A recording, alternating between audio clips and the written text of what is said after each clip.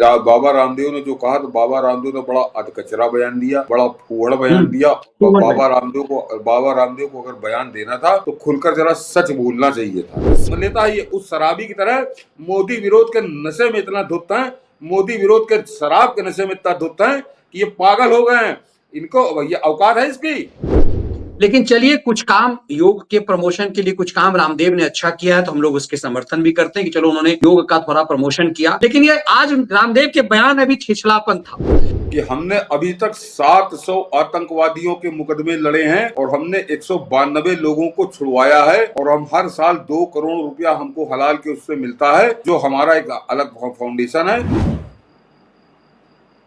Sir, आज इन्हीं चीजों को देखते हुए पहले हम इसी पे आए जरा, कि आपने देखा होगा कि आज एक सामान्य से शरबत को लेकर के पूरा भारत द्रोही गैंग, इससे सोचिए कि कहां, सिर्फ बंगाल का मामला नहीं है, ये खैरात का अन्न क्या कर सकता है वो आप चौंक जाएंगे। एक सामान्य, मैं देख रहा था, रूह अफ़ज़ा ट्रेंड कर रहा है, सोशल मीडिया पर ट्रेंड कर रहा है, और पूरा पार्किंग एक्सपर्ट लोग जो है ना, जो पति पत्नी पार्किंग एक्सपर्ट, और हमारा वो सनसनीबाज, और इस चिरकुट को देखिए, बुढ़ऊ को, ये बुढ़ऊ, आप इस बुढ़ऊ को देखिए, ये बुढ़ऊ जब से हम लोग पत्रकारिता में आए 2001 में, तभी बुढ़ऊ हिंदुस्तान का पॉलिटिकल एडिटर था, आज भी है। कल मैं एक साथी के साथ था, कांग्रेस सरकार के समय उसकी मौत थी, बता रहा था इस बुढ़ऊ से मिलने के लिए पहले अपॉइंटमेंट लेना पड़ता था पत्रकारों को, यदि इसका बाइट लेना है ना, इसका इंटरव्यू करना है, तो अपॉइंटमेंट इससे ले आ जाता था। आज ये सब देखिए क्या एक रूह अफ़ज़ा लेकर के प्रचार कर रहा है, इस स्तर तक इन लोगों की दुर्गति हुई, ये तो अलग बात है। लेकिन सोचिए, ये एड मुफ्त में कर रहा होगा क्या सर? ये सनसनीबाज देखिए, इस सनसनीबाज को देखिए, ये पूरा गैंग उतरा है, किस किस का नाम लिया जाए, सिंपली एक उच्च शरबत का, जो अब आज के दौर में कोई पीते भी नहीं है, क्योंकि रामदेव ने कुछ अपने प्रचार में कुछ कह दिया था। क्या ये सिंपली एक शरबत का प्रचार है, या इसके पीछे वो गहरी साजिश है जो बंगाल से आपको दिखाई दे रहा है, जो पूरे देश पर जॉर्ज सोरस के पैसे का, चीनी पैसे का खेल है? जॉर्ज सोरोस ने भारत विरोधी ताकतों का जो पैसा लगा है, वो आखिरी अपनी लड़ाई लड़ रहे हैं और बड़ी मजबूती के साथ लड़ रहे हैं, ताकि पूरी जैसे आर या पार वाले मूड में लड़ रहे हैं। मनीष जी, बाबा रामदेव ने जो कहा, तो बाबा रामदेव ने बड़ा अधकचरा बयान दिया, बड़ा फूहड़ बयान दिया। बाबा रामदेव को अगर बयान देना था तो खुलकर जरा सच बोलना चाहिए था, तो सच बोलने की भी हिम्मत नहीं जुटा पाए वो। ये भी खुश हो जाए, वो भी खुश हो जाए, मेरा उल्लू भी सीधा हो जाए, तो ये कभी होता नहीं है, खासकर जब आप इस तरह के माहौल में हो। 2 टुकड़े बात करनी चाहिए थी, लेकिन बाबा रामदेव ने वो 2 टुकड़े बात ना करके इशारों में बात, इधर से बात, उधर से इशारों में बात। तो इशारों में बात नहीं होती, उसका नतीजा है कि सारे लोग संगठित होकर इन्होंने मोर्चा खोल दिया। एक तरह से इनको मौका मिल गया, एक इस शरबत का इन्होंने तमाशा बनाना शुरू किया, इसका प्रचार करना शुरू किया। मैं अभी मनीष जी, बाबा रामदेव ने क्या कहा, अच्छा कहा, बुरा कहा, कहना चाहिए था, नहीं कहना चाहिए था, इस पर मैं जाता ही नहीं हूँ। मैं इन्हीं को नंगा करता हूँ। ये जो बड़े फोटो वोटो लेके दिखा रहे हैं ना, मेरी ये बोतल ये है, मेरे पास गिलास है, फलाना ढिमाका, इनमें से किसी की औकात है अगर, ये जितने फोटो आपने दिखाए, इन सबसे इनको चैलेंज है मेरा कि ये बड़े सेकुलरिज्म के ठेकेदार बने हुए पूरे देश के अंदर, कि सारा ठेका इन्हीं की खोपड़ी पे है। पूरे 140 करोड़ लोगों को जो सेकुलरिज्म पढ़ाना है, सिखाना है, रटाना है, तो वो पूरा ठेका ये अपने खोपड़ी पे लेके घूम रहे हैं, गंगा जमनी तहजीब का ठेका लेके घूम रहे हैं। जिस कंपनी के शरबत का ये प्रचार कर रहे हैं, उस कंपनी के अंदर क्या एक भी आदमी हिंदू नौकर है? और ये कंपनी हिंदुस्तान में बड़ी पुरानी है, आज की नहीं है ये, और ये हलाल सर्टिफिकेट ले करके ही अपना माल बेचती है। तो ये जो सेकुलरिज्म है, और खासकर कारपोरेट सेक्टर के अंदर ये सेकुलरिज्म इनके कहां घुस जाता है? क्या इसमें एक भी हिंदू का नौकरी करने लायक नहीं है इस कंपनी में? बिल्कुल एकदम बैन है कि किसी हिंदू को, किसी सरदार को, किसी ईसाई को, किसी जैन को, किसी बौद्ध को, किसी दलित को, किसी आदिवासी को, किसी पिछड़े को इस कंपनी में नौकरी नहीं दी जाती। पहले ही मना है उसके लिए, वहां पे सिर्फ मुसलमान को ही नौकरी दी जाती है। इनकी औकात है। मेरे मुंह से भी कुछ निकलने वाला था कि क्या ये बस बोलेंगे, यहाँ पे सेकुलरिज्म का पाठ पढ़ाएंगे इस कंपनी को, ये यहाँ पे आके कहेंगे कि ये कम्युनल है, ये कट्टर है, ये धर्मांध है, ये कंपनी ये है, तो ये इसके बारे में बात नहीं करेंगे। बड़ी बेशर्मी के साथ लेके बोतल और गिलास, जैसे शराबी होता ना देसी शराब के ठेके पे, कि एक हाथ में बोतल और दूसरे हाथ में गिलास और शराब का लेता है, ये उस शराबी की तरह मोदी विरोध के नशे में इतना धुत है, मोदी विरोध के शराब के नशे में इतना धुत है कि ये पागल हो गए हैं।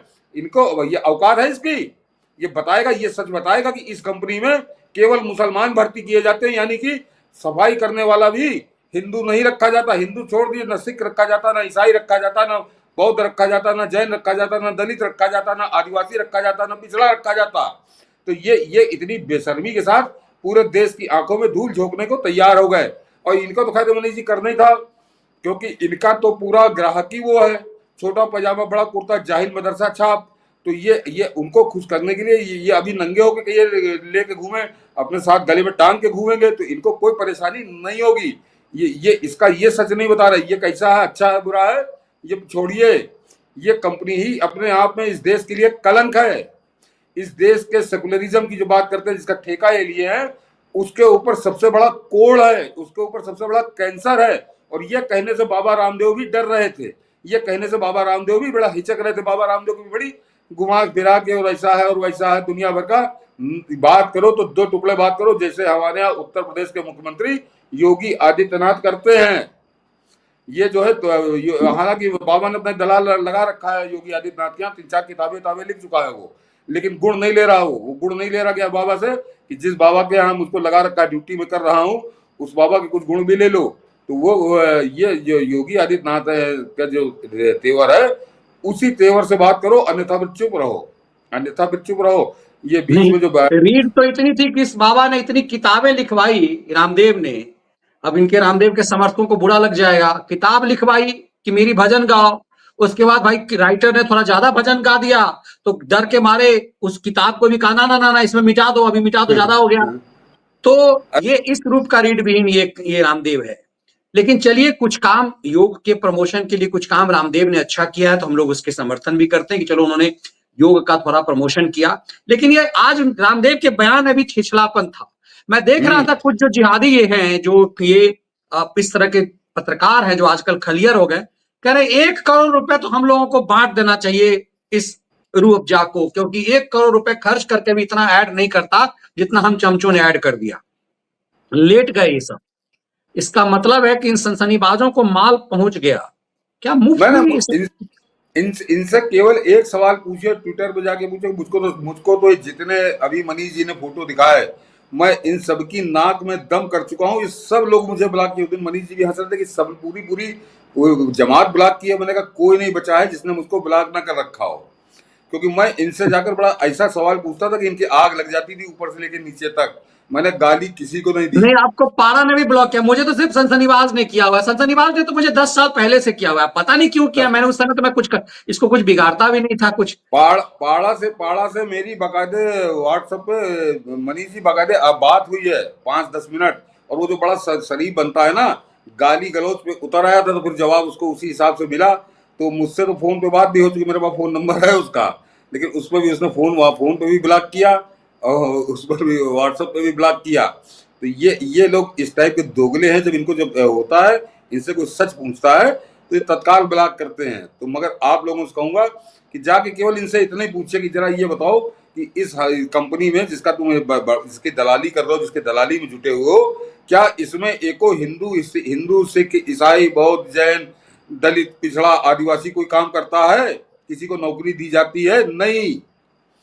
तो ये तुम जिहादी शरबत लेके जिहाद का प्रचार कर रहे हो, और वो मनीष जी हलाल के लिए पूरा हलाल सर्टिफाइड, यानी हलाल सर्टिफाइड का मतलब कि एक बड़ी रकम इसके बिक्री से वो हलाल वाले उसमें देते हैं। और उसका मनीष जी जमीयत उलमा हिंद उसका 2019 का मनीष जी बाकायदे प्रेस करके कहा था उम्मदनी ने, वो ठेकेदार बने दोनों भाई, कि हमने अभी तक, मतलब 2019 का आंकड़ा बता रहा हूँ जो उनके प्रेस का है, कि हमने अभी तक 700 आतंकवादियों के मुकदमे लड़े हैं और हमने 192 लोगों को छुड़वाया है, और हम हर साल 2 करोड़ रुपया हमको हलाल के उससे मिलता है, जो हमारा एक अलग फाउंडेशन है।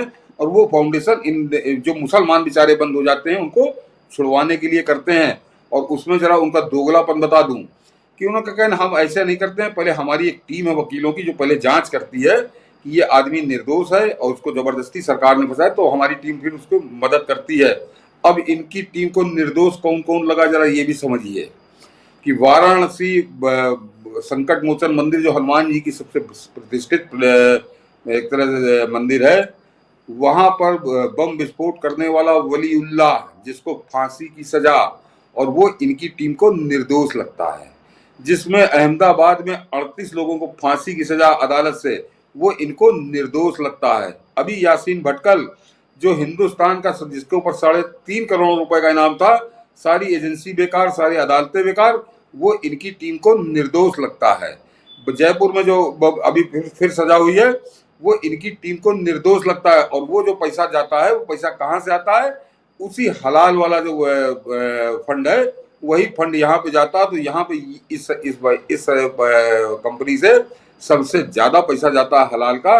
और ये फिर बता दूं मनीष जी, जो मैं अभी रामदेव के लिए कह रहा था कि रामदेव को अगर वास्तव में अपना दोबारा जो उनका खोया हुआ चमक है, जो चमक खत्म हो चुकी है, उस चमक को अगर दोबारा पाना है तो एक तरफा होना पड़ेगा, एक पक्ष में हो जाओ, या तो उधर हो जाओ या इधर हो जाओ, और उसके लिए तेवर अपनाने पड़ेंगे। जैसे मैं अब बताने जा रहा हूं कि योगी आदित्यनाथ, उत्तर प्रदेश के अंदर मनीष जी 25 करोड़ की जनसंख्या है, और ये हलाल वाला गोरख धंधा बाबा ने बहुत पहले खत्म कर दिया।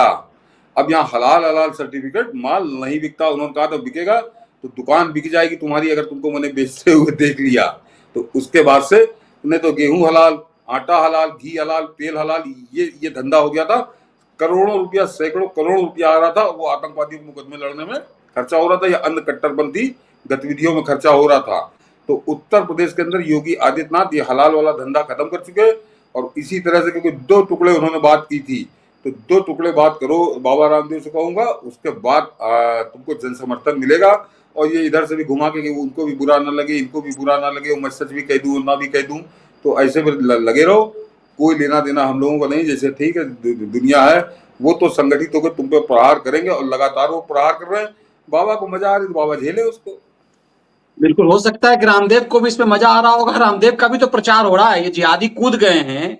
अब सोचिए, लेकिन इनका प्लान देखिए कि कितना जबरदस्त है कि एक साथ तो बुढ़ऊ आ गया, कब्र में पांव है उसका, रोज पैक मार करके एकदम रात में जो है। नहीं मनीष जी, मैं उसको पत्रकार कहते नहीं हूँ, उसका परिचय बताइए जो बाकायदे जिसका सबूत है कि ये आतंकवादी सैयद अहमद गिलानी का गहरा दोस्त, आतंकवादी सैयद अहमद गिलानी उसके लौंडे का बड़ा गहरा दोस्त, और उसके बाप से बता रहा था बाकायदे श्रीनगर जाके, कह रहे आपके साहबजादे, मतलब उस आतंकवादी से जो देश का सबसे बड़े आतंकवादियों में से एक था, जिसका नाम सैयद अहमद गिलानी था, उसके घर जाके चरणों में लौट रहा था और कह रहा था आपके साहबजादे तो दिल्ली में मेरे बड़े अच्छे दोस्त हैं। तो ये आतंकवादियों का दोस्त, जिसको हिंदुस्तान टाइम्स अखबार अपना राजनीतिक संपादक बनाए हुए है, तो शर्म आनी चाहिए उस अखबार को। और इसके लिए तो क्या कहूं, इसको क्या शर्म आएगी, क्योंकि इसका तो वीडियो उपलब्ध है कि जाके मणिशंकर अय्यर के साथ उस आतंकवादी के चरणों में लौट रहा था और बता रहा था कि तुम्हारा लड़का तो मेरा बड़ा गहरा दोस्त है। ये है इन लोगों का चरित्र। तो आज ये जो शरबत का गिलास लेके खड़ा हुआ है, इसको खड़ा होना ही था। बिल्कुल, इसी से समझा जा सकता है कि ये किस स्तर तक और कहां से फंडिंग है कि कब्र में जिनके पांव है वो सब भी आ करके। ये मनीष जी वीक डे जो कह रहे हैं, ये आप हमारे जो दर्शक है इसको कसम खा लें, जब आप दुकान पे जाते हैं, हालांकि उत्तर प्रदेश में तो ये समस्या खत्म हो गई, लेकिन आप अगर अन्य कहीं रहते हैं कि ये आपको हलाल नहीं लेना है, क्योंकि आप हलाल जब देते हैं तो आप अपने हत्यारों को फाइनेंस करते हैं, जो आपकी हत्या करने के लिए घूम रहे हैं आतंकवादी, उनको उनके लिए फाइनेंस का आप इंतजाम करते हैं। जब आप हलाल वाला खरीदते हैं, हिंदुओं का हलाल से क्या लेना देना? हिंदू क्यों हलाल खरीदें? यानी जो मीट जिसके लिए हलाल है उसके लिए मुसलमान अपना हलाल खाते हैं, वो अपना वो करें। जो हिंदू मीट खाता है उसका भी हलाल से कोई लेना देना नहीं है, वो चाहे जो खाए। तो आप हलाल, जब आप हलाल खरीदते हैं तो आप अपने हत्यारों के लिए फाइनेंस का इंतजाम करते हैं। बिल्कुल, और ये समझना पड़ेगा कि आज ये सब नंगे जब नाचे तो मुझे लगता है कि भारत को बहुत कुछ सच बता गए, भारत सरकार को भी बहुत कुछ सच बता गए, और गृह मंत्रालय को इन सब शरबतबाजों का एक फ्रेम और उसको समझना चाहिए कि और ये शरबतबाज यूं ही क्या ग्लास लेकर आए हैं क्या? ये 5 रुपए मुफ्त में किसी के लिए कुछ नहीं कर सकते। तो इस समझ में आएगा कि इन सब ने इसके पीछे की असली साजिश क्या है। भारत सरकार को इस सच का पता जरूर लगाना चाहिए।